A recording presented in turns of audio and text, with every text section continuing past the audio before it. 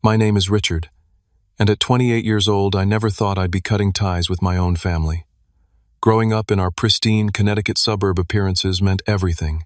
When Dad left, Mom became obsessed with social status, and my sister Amanda transformed into the golden child while I became invisible.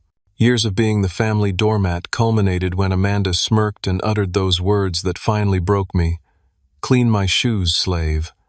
Before I dive into how my sister's cruel words changed our lives forever, drop a comment letting me know where you're watching from, and subscribe if you've ever dealt with toxic family members. Amanda and I weren't always at odds. In my earliest memories, we were actually close. I remember summer afternoons when we'd build elaborate forts in the backyard of our suburban Connecticut home, pretending we were exploring uncharted territories. Amanda, being 3 years older, would always take the lead, but she made me feel included, important even. She would defend me against neighborhood bullies and help me with homework. Those were simpler times. Everything changed when Dad left. I was 8, Amanda was 11. The divorce wasn't particularly messy in the legal sense, but emotionally, it devastated our family structure. Dad moved to California for a job opportunity, promising to stay involved in our lives. Those promises gradually faded into occasional phone calls and birthday cards with gift cards tucked inside. Mom changed almost overnight. The warm, nurturing woman who used to bake cookies for school functions transformed into someone obsessed with maintaining appearances. Our comfortable upper-middle-class lifestyle wasn't enough anymore. She joined every social committee in town, renovated our home beyond our means, and started dressing exclusively in designer clothes she could barely afford. "We have to show everyone that we're doing just fine," she'd say. While reviewing credit card statements at the kitchen table, her forehead creased with worry lines she'd later try to erase with expensive creams. Our financial situation was comfortable, but not nearly as affluent as Mom pretended. Dad's child support and alimony combined with Mom's part-time job at a high-end boutique kept us afloat. But the facade of wealth required constant maintenance that stretched our resources thin. As this transformation took hold, I watched Amanda adapt and thrive under the new family dynamic. She quickly learned that embracing Mom's value system earned her favor. Amanda became obsessed with the right clothes, the right friends, the right activities that would maintain our family's social standing. Mom rewarded this behavior with attention, affection, and resources, while I remained in the background. My attempts to gain approval took a different path. I threw myself into academics and working hard, thinking that success would make Mom proud. I maintained straight A's, joined academic clubs, and even started tutoring younger kids for some extra money when I was 14. But these achievements were acknowledged with only passing interest. "That's nice, Richard," Mom would say, without looking up from helping Amanda prepare for a social event. "But remember that connections matter more than grades in the real world." Amanda's sense of entitlement grew with Mom's encouragement. She began borrowing my things without asking: my CDs, my video games, even money from my wallet. When confronted, she'd act offended that I would even question her. "We're family," she'd say with a dismissive wave. "What's yours is mine." Even more frustrating were the times she would take credit for my achievements. When I spent weeks building a model of the solar system for the school science fair and won first place, Amanda mentioned to Mom's friends at a dinner party that she had helped Richard so much with his project. Mom beamed at Amanda while I sat silently, knowing any contradiction would only label me as petty. As high school progressed, my role in the family solidified into the problem solver and emotional support person. When Amanda got into trouble for skipping classes to go shopping with friends, I was the one who covered for her. When Mom had too much wine at neighborhood gatherings, I made sure we got home safely. When bills needed sorting or the house needed maintenance, those tasks fell to me while Amanda and Mom focused on maintaining their social calendar. The contrast between our public and private lives grew starker. To the community, we were the admirable single-mother household that had weathered divorce with grace. Amanda was the charming, popular daughter with leadership potential, and I was the quiet, responsible son who never caused trouble. Behind closed doors, I was becoming increasingly aware of the dysfunction. The constant walking on eggshells around Mom's mood swings, the exhaustion of managing household responsibilities while trying to build my own future, and the growing resentment toward Amanda's preferential treatment were taking their toll. By the time I was preparing for college, I felt like a stranger in my own home. I had learned to keep my true thoughts and feelings to myself, knowing they wouldn't be welcomed if they disrupted the narrative Mom had created for our family. My real self existed only outside our home with a few close friends who knew the truth about our family dynamic. I was 17 when I realized that the only way forward was to create distance between myself and the toxic environment that our home had become. College applications became my secret escape plan, a way to rebuild my life on my own terms, away from the suffocating expectations and the constant feeling of being less valued than my sister. When college acceptance letters started arriving during my senior year of high school, I made a decision that bewildered both Mom and Amanda. Despite having the grades and test scores for more prestigious schools, I chose to attend State University on a partial academic scholarship. It was a solid school with an excellent computer science program, but it certainly didn't have the elite status that would have impressed Mom's social circle. "You're throwing away your potential," Mom said when I announced my choice. We were sitting at the dining room table, my acceptance letters spread out before us. "Fairfield University accepted you. That's where the Anderson son goes. Think of the connections you could make." Amanda, who was home from her freshman year at Bryn Mawr College, didn't even try to hide her disdain. "State University. Isn't that where people go when they can't get in anywhere better?" I explained my practical reasons. The scholarship reduced the financial burden. The program was well regarded in the tech industry, and the campus felt right during my visit. What I didn't say was that being 3 hours away from home while paying less for my education meant I could work toward complete financial independence. Mom eventually put on a brave face about my choice, telling her friends that I had received multiple offers, but chose State for their specialized program. Amanda was less diplomatic, referring to my university as Richard's budget school whenever the topic arose. While Amanda's education was fully funded by Mom, who took out additional loans to cover the prestigious private university, I worked 20 hours a week at the campus IT help desk and picked up freelance web development projects to cover my living expenses. The contrast in our college experiences couldn't have been more stark. Amanda's social media accounts showcased an endless stream of sorority events, weekend getaways with friends, and spring break trips to tropical locations. Her image was carefully curated, presenting the perfect college experience that Mom could proudly share with her social circle. Meanwhile, I was balancing classes, work, and building genuine friendships with people who valued me for who I was, not for what family I came from or what I could do for them. For the first time in my life, I felt seen and appreciated. My roommate Jordan and I bonded over late-night coding sessions and shared interest in indie films. I started dating Rachel, a journalism major, who saw through superficial pretenses and valued authenticity. The first holiday break from college became the setting for my first major confrontation with Amanda and Mom. I returned home for Thanksgiving, carrying a sense of newfound independence and self-worth that I hadn't possessed before. The tension began when Amanda asked me to help her with a presentation for her marketing class. Not a simple proofread or feedback session, she wanted me to essentially create the entire digital presentation while she focused on shopping for an upcoming sorority formal. "I just don't have time, Richard. And you're so good with all the computer stuff," she said, tossing her project requirements onto my bed where I was catching up on reading. "It needs to be done by Sunday night." For the first time, I simply said no. Amanda stared at me as if I'd suddenly started speaking a foreign language. "What do you mean? No." "I mean no, I won't do your project for you. I have my own finals to prepare for, and I'm meeting some high school friends tomorrow." I kept my tone even, not confrontational, just matter of fact. Amanda's face flushed with anger. "Are you serious right now? It would take you like 2 hours max. Then you should have plenty of time to do it yourself," I replied, turning back to my book. What followed was a door-slamming exit and a direct appeal to Mom, who came to my room later that evening with a concerned expression. "Richard, why won't you help your sister? She's under so much pressure at school, and you know how important her GPA is for her internship applications." I took a deep breath before responding. "Mom, I have my own pressures and responsibilities. I work while taking a full course load. Amanda needs to do her own schoolwork." Mom's expression hardened. "That's very selfish of you. Family helps family. Your sister would help you if you asked." The irony of her statement wasn't lost on me, considering Amanda had never once offered to help me with anything substantial, but I knew better than to point this out. Instead, I said I'm happy to review her work or give her feedback, but I won't do the assignment for her.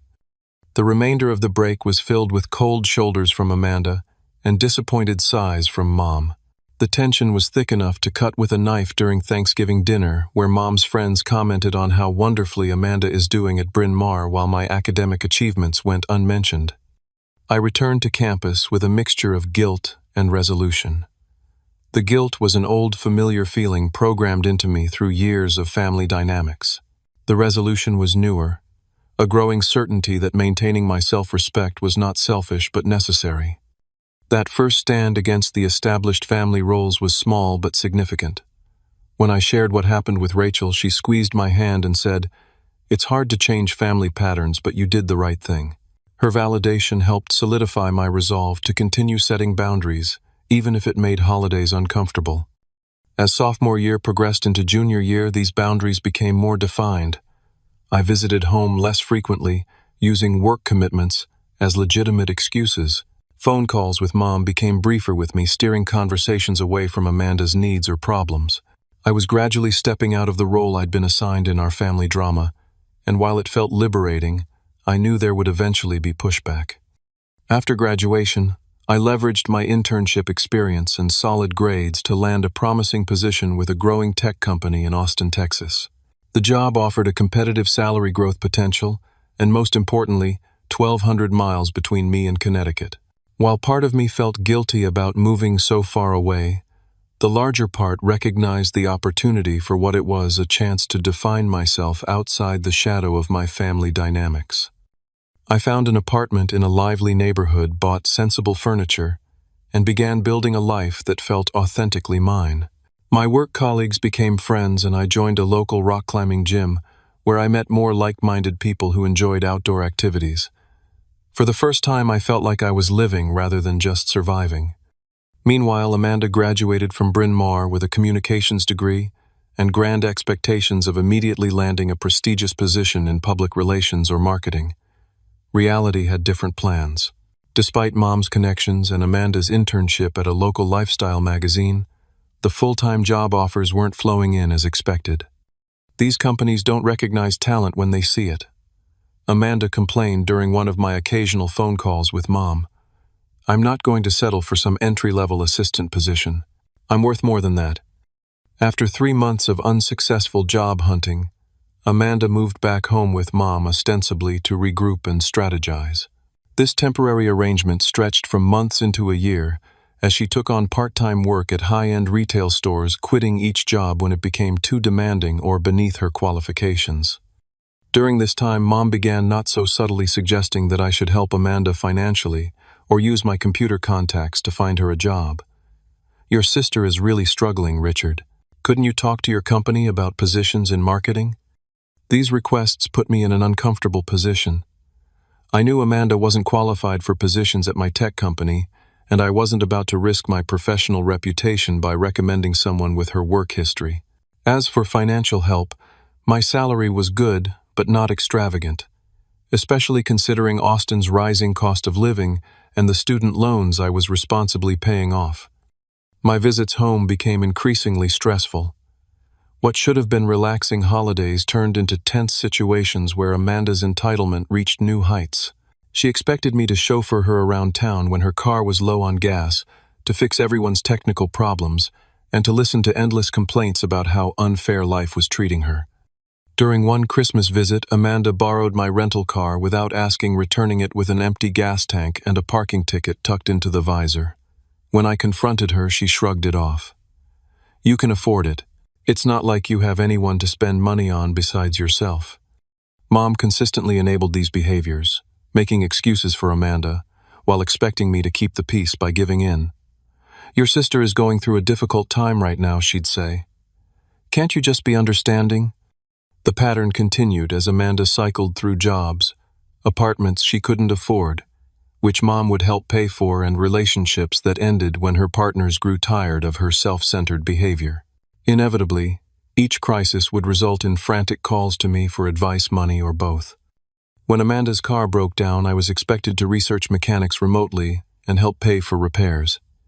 When she got into credit card debt from overspending, I received tearful calls about possible bankruptcy.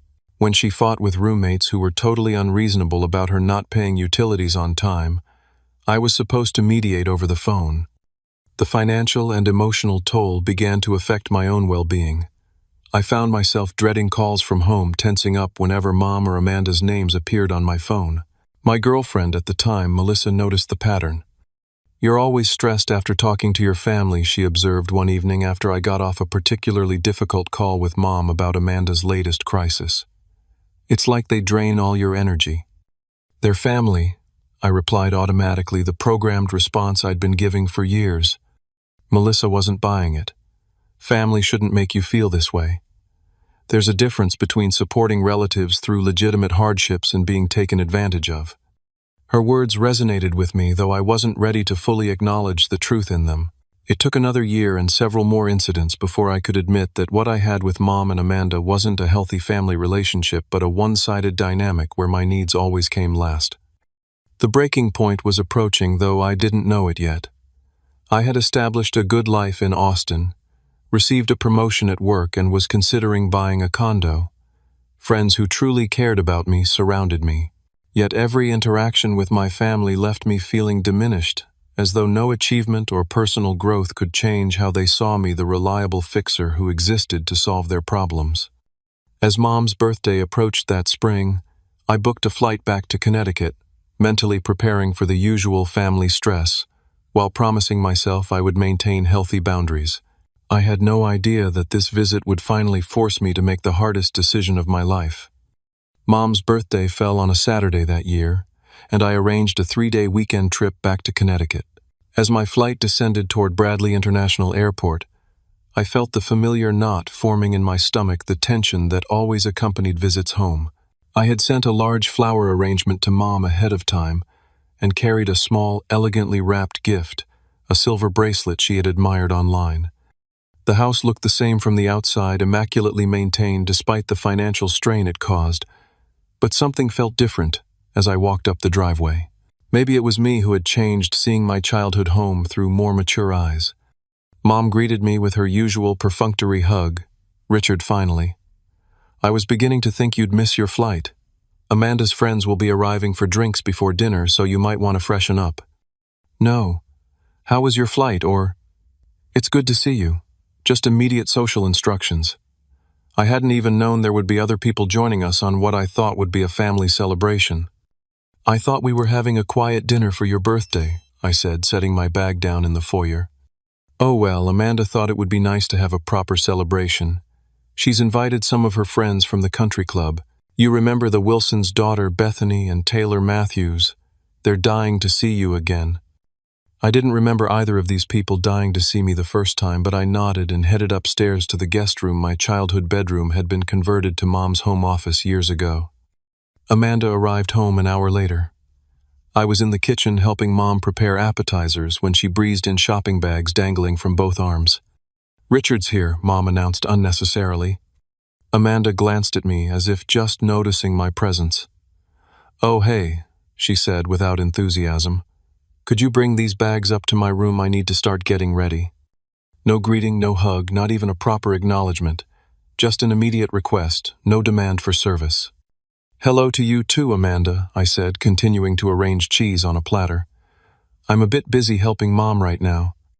Amanda gave an exaggerated sigh and carried her own bags upstairs, making as much noise as possible to communicate her displeasure. When she returned downstairs, she was already scrutinizing my appearance. "Is that what you're wearing tonight? It looks like you dressed for a day at the office." I was wearing dark jeans and a button-down shirt, perfectly appropriate for a family birthday dinner. "What's wrong with what I'm wearing?" "It's just so, Austin," she said with a smirk. "Mom's friends are going to be here. You could make an effort." Before I could respond, the doorbell rang, signaling the arrival of the first guests. The next hour was a blur of introductions and small talk with Amanda's friends, most of whom I had never met despite her insistence that we had crossed paths at various social events over the years. I noticed how Amanda glowed in the attention, positioning herself as the sophisticated hostess, while Mom looked on approvingly. I was relegated to the role of bartender, refreshing drinks and making sure everyone was comfortable while Amanda held court in the living room. The actual breaking point came after dinner. We had moved back to the living room for coffee and dessert when Amanda kicked off her high heels and stretched her legs dramatically. "These new shoes are killing me," she complained loudly. "They're Louboutins, though, so worth every blister." She turned her gaze directly to me where I sat in a corner armchair. A small, cruel smile played at the corners of her mouth. "Richard," she said loudly enough for everyone to hear, "be a dear and clean my shoes before you put them away. The soles got a bit dirty in the restaurant parking lot." The room didn't exactly fall silent, but there was a noticeable pause in conversation as several pairs of eyes turned toward me. Amanda's expression was one I recognized from childhood, the look she got when asserting dominance, when reminding me of my place in the family hierarchy. "Clean my shoes, slave," she added with a smirk, clearly playing to her audience, expecting either compliance or embarrassment from me. "They cost more than your monthly rent, so be careful." Time seemed to slow down. In that moment, I saw my entire relationship with Amanda and Mom with perfect clarity. Years of being the family doormat, the reliable one who would take the abuse and still show up, flashed through my mind. I saw the pattern stretching infinitely into the future unless something changed. Without a word, I stood up, walked over, and picked up the red-soled shoes. I maintained eye contact with Amanda as I walked calmly to the kitchen. I could hear her laughing to her friends, probably making some joke at my expense. In the kitchen, I opened the back door and tossed the expensive shoes directly into the large trash can. The metallic clang was surprisingly satisfying. Then I returned to the living room, grabbed my jacket from the coat rack, and picked up my car keys. "Richard, where are you going?" Mom called out, noticing my preparations to leave. "I'm done," I said simply. "What do you mean you're done? The party's not over and you haven't had cake," Mom said, confusion evident in her voice. "I'm not talking about the party. I'm done being treated like this. I'm done being the family servant. Amanda can fish her shoes out of the trash if they're so important to her." Amanda's face transformed from smug satisfaction to shock. "You did what with my shoes?" She jumped up from the couch. "They're in the trash where they belong, just like the way you've been treating me all these years." Mom rushed over, her face flushed with embarrassment. "Richard, stop making a scene. Amanda was just joking around." "No, she wasn't. And you know it." I looked directly at Amanda. "I'm not your slave. I'm not your ATM. I'm not your technical support or your chauffeur or your emotional punching bag. I'm your brother, and I deserve basic respect." "You're overreacting," Amanda sputtered, looking around at her friends who were watching the scene unfold with uncomfortable fascination. "Maybe I am. Or maybe I'm finally reacting appropriately after years of not standing up for myself." I turned to Mom. "I love you, but I can't do this anymore. The constant enabling, the double standards, the expectation that I'll always be there to fix everything while being treated like a second-class family member." "Richard, please." Mom's voice trembled. "Let's not do this now with guests here. I'm sorry about the timing. I truly am. But I need to go now." Amanda found her voice again, anger replacing shock. "So you're just going to throw a tantrum and leave? Real mature, Richard. What about Mom's birthday?" "Happy birthday, Mom," I said, placing the small wrapped package on the entry table. "I hope you like the bracelet." As I walked out the door, I heard Mom calling after me, and Amanda loudly declaring what an unbelievable jerk I was being. I got into my rental car, backed out of the driveway, and drove away from the house I grew up in, feeling a complex mix of emotions, sadness for what should have been anger at how I'd been treated, guilt for disrupting Mom's birthday, but overwhelmingly a sense of relief. I checked into an airport hotel, changed my flight to the earliest available the next morning, and spent the night processing what had just happened. For the first time in my adult life, I had stood up to Amanda and Mom without backing down, without accepting the guilt they tried to place on me. It felt terrifying and liberating all at once. As I fell asleep in the anonymous hotel room, I knew that things would never be the same with my family. For better or worse, a line had been crossed. The flight back to Austin the next morning was a blur. I sat by the window watching clouds pass beneath the plane, feeling strangely hollow yet lightened. By the time I unlocked the door to my apartment, my phone showed 27 missed calls and 16 text messages from Mom with nothing from Amanda. The texts ranged from angry, "I can't believe you would embarrass me like this," to pleading, "Please call me back. We need to talk about this," to guilt-inducing, "I raised you better than this." I silenced my phone and placed it face down on my coffee table, needing space to process everything.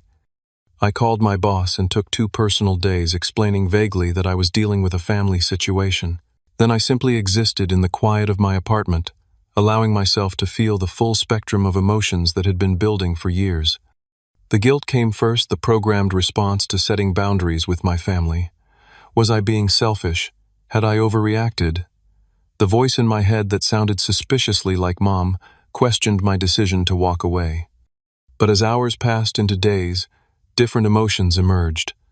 Anger at years of mistreatment, sadness for the loving family relationship I'd never really had, and gradually a sense of peace that I had finally stood up for myself. My friend Marcus called on Tuesday evening, checking in after I'd missed our usual Monday night basketball game. "Everything okay, man? Not like you to no-show without a text." I found myself telling him everything. The years of family dynamics, Amanda's behavior, and finally the shoe incident. It was the first time I'd articulated the full pattern to anyone. "Sounds like you did what you had to do," Marcus said when I finished. "Family's important, but not at the cost of your self-respect." His simple validation meant more than he could know. Over the next few days, I shared abbreviated versions with other friends, each conversation helping me solidify my decision to take a break from family contact. I eventually texted Mom, "I need some time and space. I'm safe and okay, but I won't be in contact for a while. Please respect this boundary." Her response was immediate. "This is very hurtful, Richard. We're family. We should be able to talk things through." I didn't reply. The first week of no contact was the hardest. I'd reach for my phone to share news or ask Mom a question before remembering our situation. I'd feel pangs of worry about how she was doing, or whether Amanda's latest crisis had been resolved. The ingrained sense of responsibility was difficult to shake. My second week without family contact coincided with a major project at work. I threw myself into coding, problem-solving, and collaborating with my team. My boss noticed the difference in my focus. "Whatever you did on those personal days worked," he commented. "You seem more present, more confident in your decisions." He wasn't wrong. Without the constant drain of family drama and emotional manipulation, I had more energy for my actual life. I started sleeping better. My apartment felt more like a sanctuary than just a place to crash between work and family crises. By the third week, I decided to seek professional help, processing my family dynamics. Finding a therapist was intimidating but necessary. Dr. Lisa Brennan specialized in family trauma and boundary setting. Our first session was mainly me sharing my history, but even that felt cathartic. "What you're describing sounds like a classic family system with rigid roles," she explained. "You were assigned the role of helper and fixer, while your sister took the role of the entitled one who needs fixing. These patterns don't change easily because they serve a purpose for the family, even if they're harmful to individuals." "So what do I do?" I asked. "You've already taken the first step by creating distance and setting a boundary. Now we work on maintaining that boundary without guilt and processing the complex emotions that come with changing family dynamics." Over the next several weeks, I attended therapy regularly, learning about concepts like emotional manipulation, enabling behavior, and the difference between healthy and unhealthy family systems. I began to understand that my feelings were valid, my reactions reasonable, and my need for respect legitimate. Work continued to go well. I received praise for my contributions to our latest product launch and was assigned to mentor a new developer on our team. Teaching someone else helped me recognize how much knowledge and skill I had developed, boosting my confidence further. My social life flourished without the constant interruptions of family emergencies. I joined a weekend hiking group, went to concerts with friends, and even started dating again, meeting Allison through a cooking class I'd signed up for on a whim. When Allison asked about my family after we'd been dating for a few weeks, I was able to explain the situation clearly, and without the emotional charge it would have carried before. We're not in contact right now. I needed to set some boundaries after years of unhealthy dynamics. It's complicated, but it was necessary. She nodded thoughtfully. I get it. My relationship with my older brother was pretty toxic for years. Sometimes distance is the kindest thing you can do for yourself and them. Her understanding reinforced what I was learning in therapy, that healthy relationships require mutual respect, clear boundaries, and reciprocity. What I had with Mom and Amanda lacked all three. As weeks turned to a month, then two, I experienced an unexpected gift piece. The constant background anxiety of waiting for the next family crisis call had dissipated. I was sleeping through the night, enjoying my food, and feeling present in my own life in a way I hadn't before. Dr. Brennan noted the change. You're carrying yourself differently, she observed during a session about 6 weeks after the incident. More upright, more grounded. I feel lighter, I admitted, like I've put down a weight I've been carrying so long I forgot it was there. That's what happens when we stop taking responsibility for other people's emotions and choices, she explained. It frees up energy for our own lives. That energy manifested in various ways. I started writing code for a side project I'd been thinking about for years. I repainted my apartment in colors I actually liked, rather than the neutral tones I'd chosen to avoid making decisions.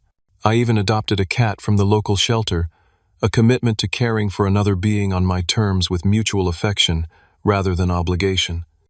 The path wasn't always smooth. There were days I doubted my decision, moments when a song or memory would trigger sadness about the relationship with my family that I wished I had. But those moments became less frequent and less intense as time passed. What I didn't realize was that my period of peace and growth was about to be interrupted. The family patterns I had stepped away from weren't done with me yet. 7 weeks after I left Connecticut, my phone would light up with a flood of calls that would force me to reaffirm my boundaries in the most difficult way possible. The calls started on a Wednesday evening. I was cooking dinner with Allison when my phone began vibrating repeatedly on the counter. Mom's name flashed on the screen once, twice, then 3 times in succession. I silenced it each time, committed to maintaining my boundary of no contact. "Everything okay?" Allison asked, noticing my tension. "Just my mom calling. She knows I need space, but she's persistent." The calls continued through dinner, eventually switching to voicemails. I tried to focus on our conversation, on the simple pleasure of sharing a meal with someone who respected me, but the constant notifications made it difficult. After Allison left, curiosity got the better of me. I checked my voicemail, preparing myself for the usual guilt trips or demands. The first few messages followed the expected pattern. "Richard, this is your mother. Call me back." "Richard, I don't understand why you're being so stubborn. We need to talk." But the tone changed dramatically in the later messages. "Richard, this is serious. Your sister is in trouble. Real trouble this time. Please call me back." "Richard, I'm begging you. Amanda needs help. We need your help." The final message, left at 11:30 that night, caught me off guard with Mom's openly sobbing voice. "Richard, please. I don't know what to do. Amanda's been accused of fraud. Something about her social media promotions and taking money without delivering services. There are lawyers involved now. She might face charges. Please call me back. I've called 49 times now. Please." I sat on my couch, phone in hand, feeling the familiar pull of family obligation. This was exactly the type of crisis that would have sent me racing to the rescue before dropping everything to research legal options, possibly lending money I couldn't afford to lose, putting my life on hold to manage someone else's self-created disaster. But things were different now. I had perspective I lacked before, and the nature of Amanda's trouble didn't surprise me. Her social media presence had become increasingly focused on lifestyle brand promotions and partnerships over the past year.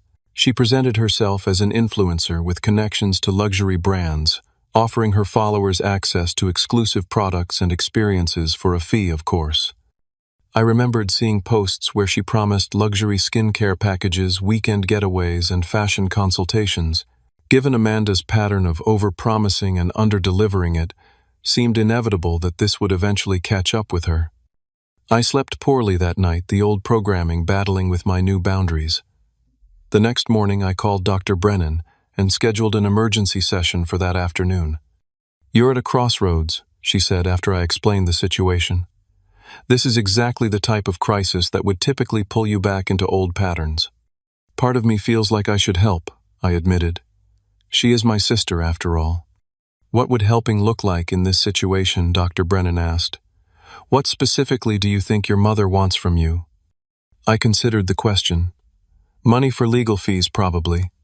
Help navigating the legal system. Emotional support for both of them. Taking time off work to be there physically. "And at what cost to you?" "Financial strain.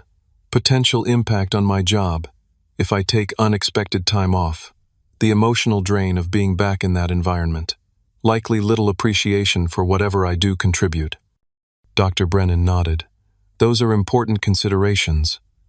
But I want to ask you something else. What would actually be helpful for Amanda in the long run?" The question struck me.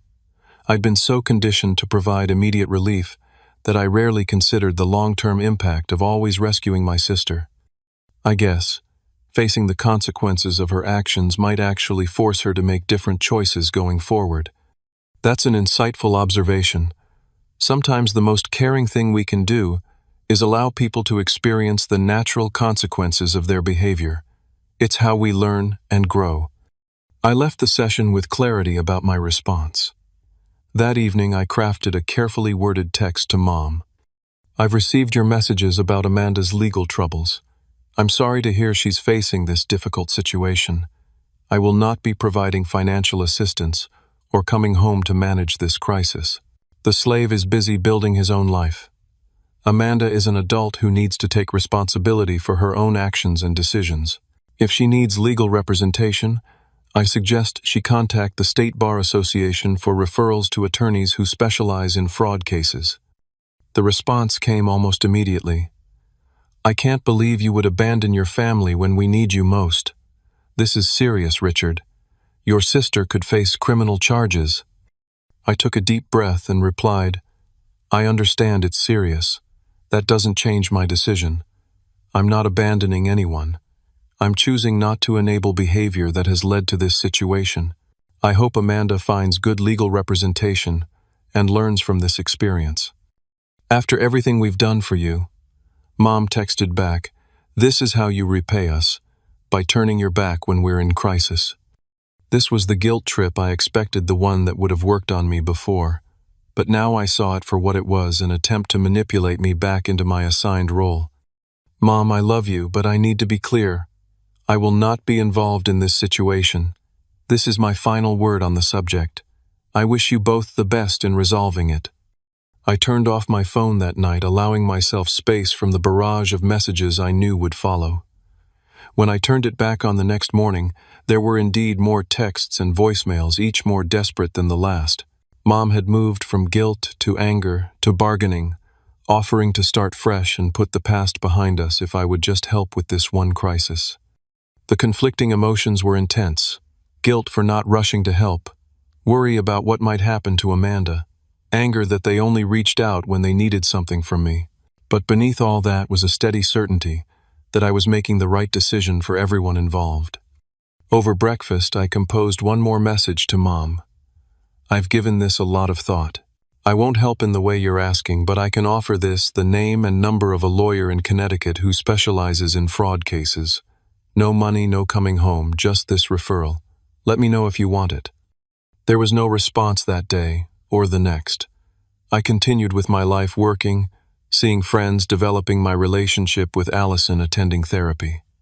The silence from Connecticut was both a relief and a nagging concern. A week later, a text from Mom: "Send the lawyer's information." Just that, no pleasantries, no acknowledgement of my boundaries. I provided the contact details for an attorney. I'd researched someone with good reviews who specialized in cases like Amanda's. "Thank you," came the curt reply. It wasn't much, but it was a shift: Mom accepting help on my terms, rather than demanding what she wanted. A small step, perhaps, but significant in our family's history. As weeks passed, I received occasional brief updates from Mom. Amanda had secured legal representation, not the lawyer I suggested, but someone a family friend recommended. She was cooperating with the investigation. The situation was being handled.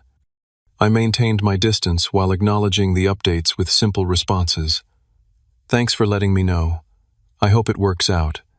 Nothing that would open the door to being pulled back into the old dynamics.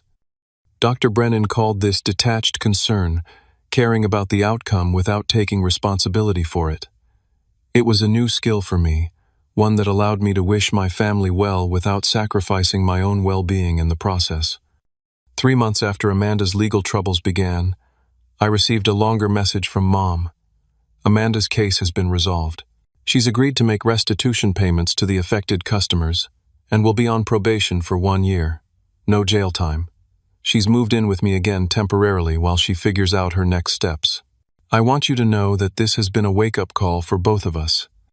I sat with those words for a long time. A wake-up call. It was what I had hoped for but hadn't dared expect. Whether it would lead to actual change remained to be seen, but it was a beginning. I'm glad to hear the case is resolved, I replied. I hope this fresh start brings positive changes for both of you. For the first time in our exchange, Mom's response wasn't about what she needed from me. I hope so too. And Richard, I've been thinking about what you said when you left. About respect. You deserved better than how we treated you. I'm sorry. Those simple words, I'm sorry, were something I'd never expected to hear from Mom. They weren't a complete acknowledgement of the years of dysfunction, but they were a start, a crack in the wall of denial that had surrounded our family dynamics for so long. Thank you for saying that, I replied.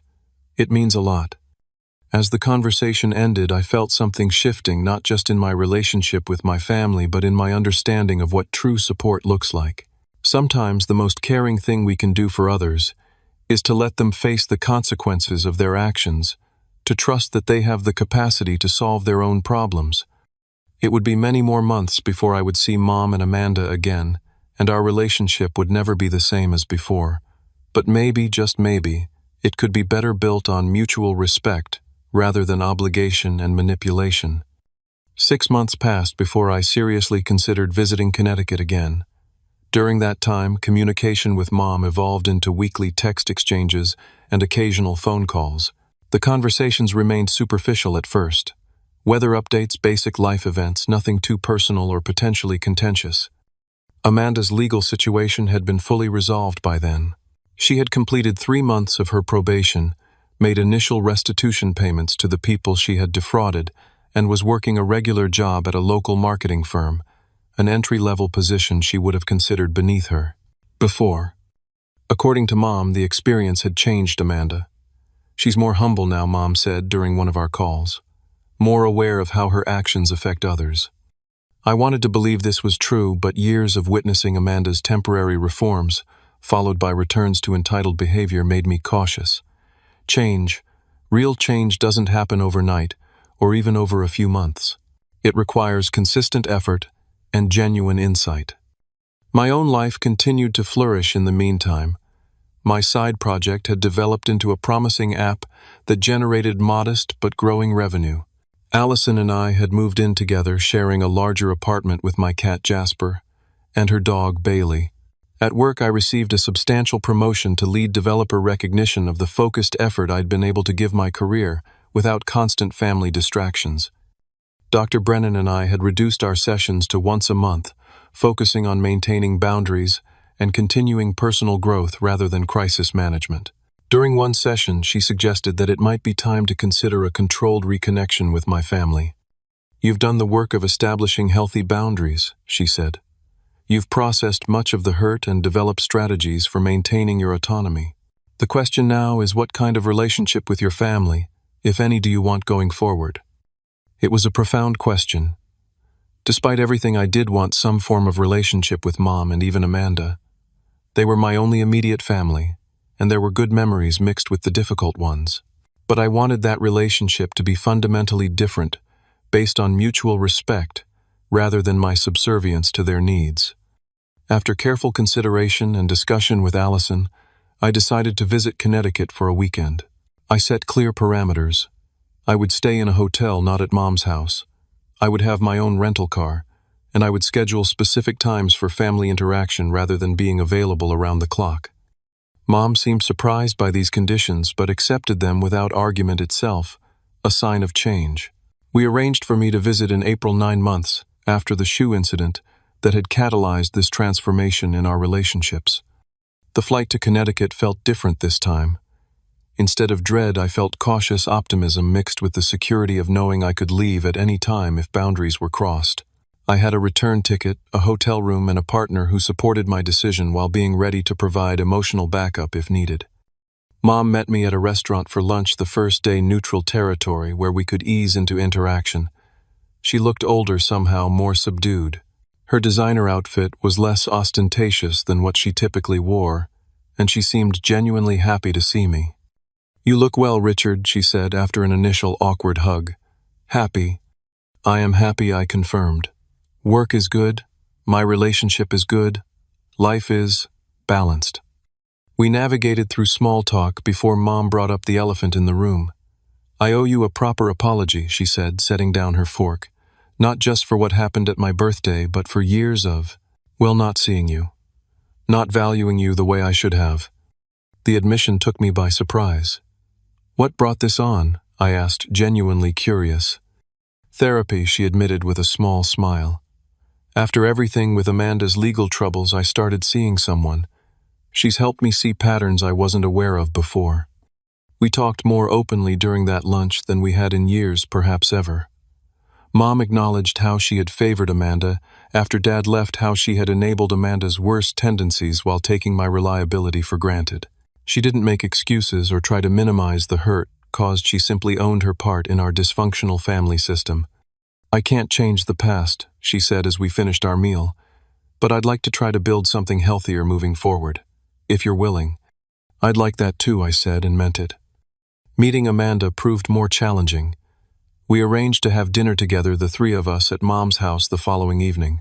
When I arrived, Amanda was already there helping in the kitchen, in a way I'd rarely seen before.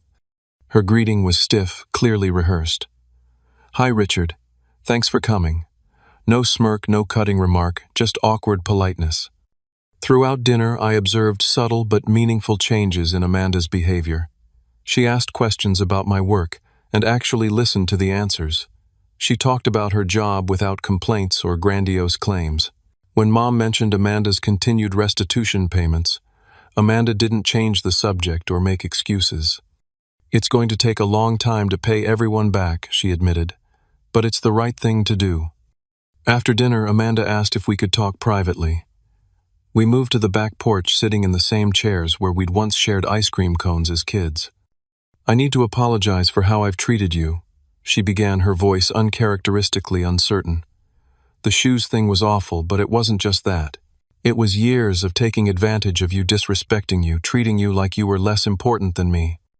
I listened without interrupting, noting that, for perhaps the first time in our adult lives, Amanda was speaking to me with genuine emotion rather than calculation.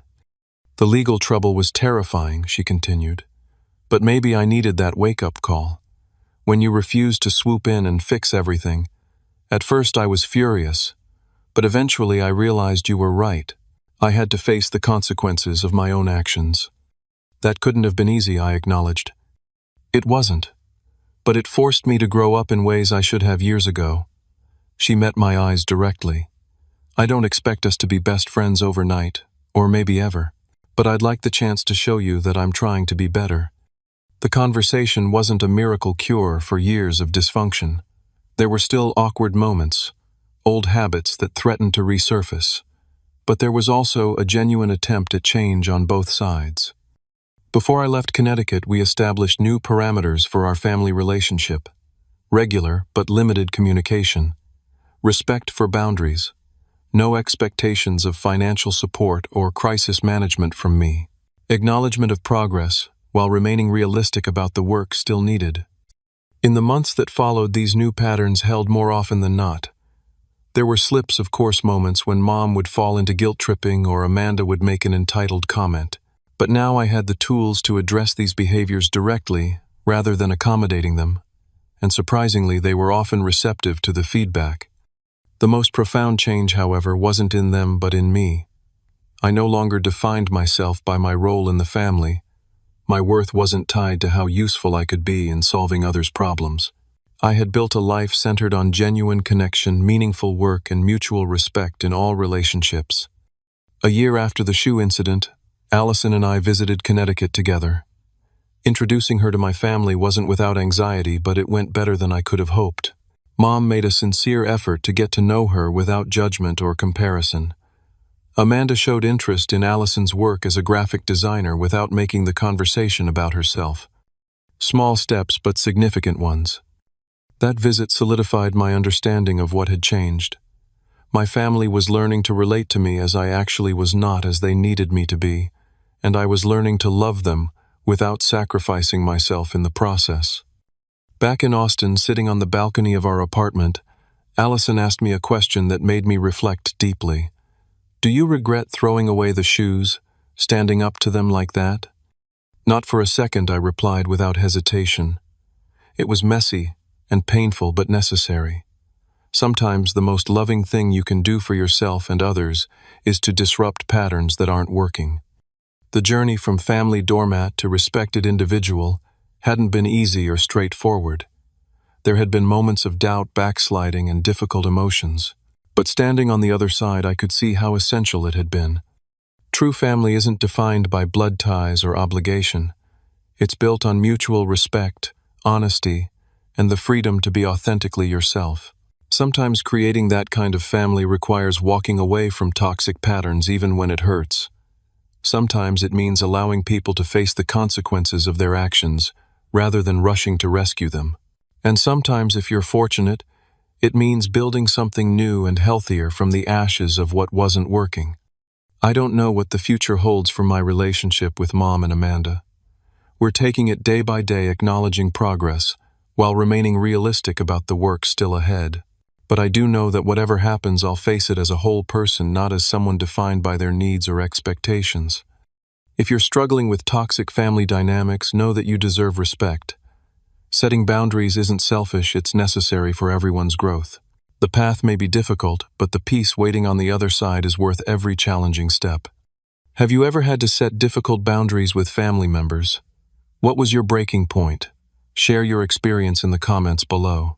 And if this story resonated with you, please like and subscribe for more real-life stories about finding strength through life's challenges. Thank you for listening. And remember, sometimes throwing something away, whether it's a pair of shoes or toxic expectations, is the first step towards something better.